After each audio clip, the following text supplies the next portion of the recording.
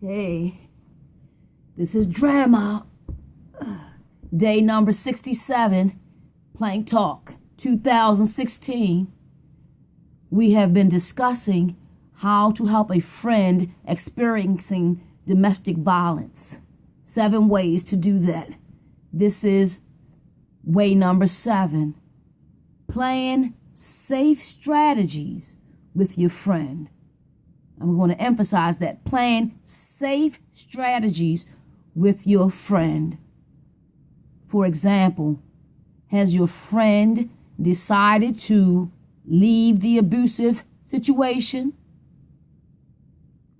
Plan safe strategies with your friend. For example,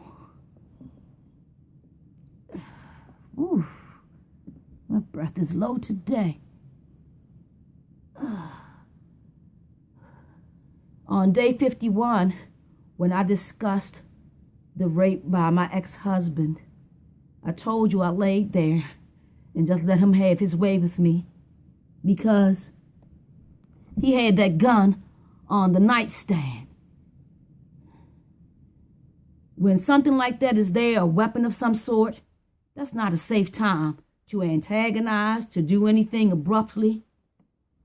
My body is weak today. So I just laid there. I didn't want to take a chance because our children were asleep in their other rooms. And I didn't want anything bad to happen to them or me. And so my strategy, I had no one helping me.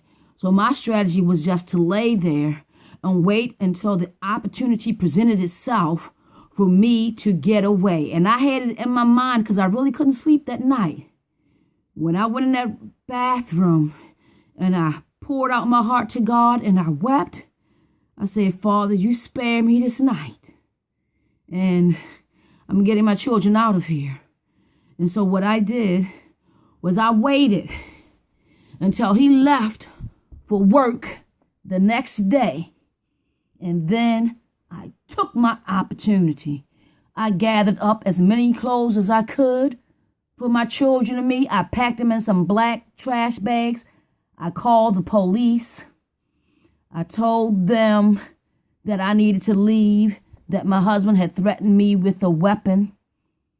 But I didn't do that until that next day after I came from downtown. And after I came down there and they shredded me in that room, I said I have to get away from him and them because they're going to protect him. That's how I felt. And so once I got from downtown and I got home, I feverishly packed. I didn't know what I was going to do, but I called the police because it was almost close to 4 p.m. and I knew he'd be coming home soon. I called them and I told them, I said, we had a terrible incident yesterday. The children and my safety is in jeopardy. They didn't know that he was a police officer, these ones that I called. And so I said, I need an escort because he's on his way home. So they came to the house and they watched me pack and everything like that. And lo and behold, he showed up and he saw the police cars at the door. And then one of them said, and he's a fellow police officer too. And see, he didn't like stuff like that. And so they told him to stand back and he was like, what's going on? This is my house, this is my home, this is my wife, my children. And they said, yes. They said, is this him? And I said, yes, it is. And so they said, stand back, sir. You know, your wife called us. She doesn't feel safe and this, that, and the other, what have you. And he was furious. I could tell it, but he was trying to maintain his composure because I had never done anything like that and he didn't think that I would do it. But he got fooled that day after what he did with me the night before. And so he kept saying, but I need to talk to my wife. I need to talk to her privately. And I already know what he said with that gun and everything. I say, so you think I'm going to let him jeopardize me? They said, you don't have to talk to him. He wants to talk to you alone. And I said, I'll talk to him alone, but I want you all to stand right there. And I was pointing right to the hallway where they could see us. I said, I want the two of you to be able to see us. It was two of them. And I said, if he can't talk with me with the two of you standing there, the conversation is over. So that's how he talked to me. And he was asking me, what was I doing? I said, you know what I'm doing and you know why I'm doing it.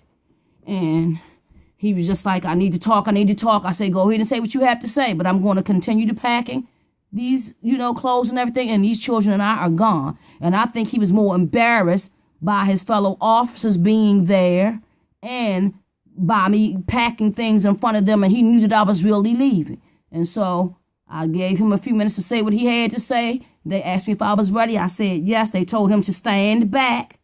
Sir, stand back. He did so. And then we were out the door.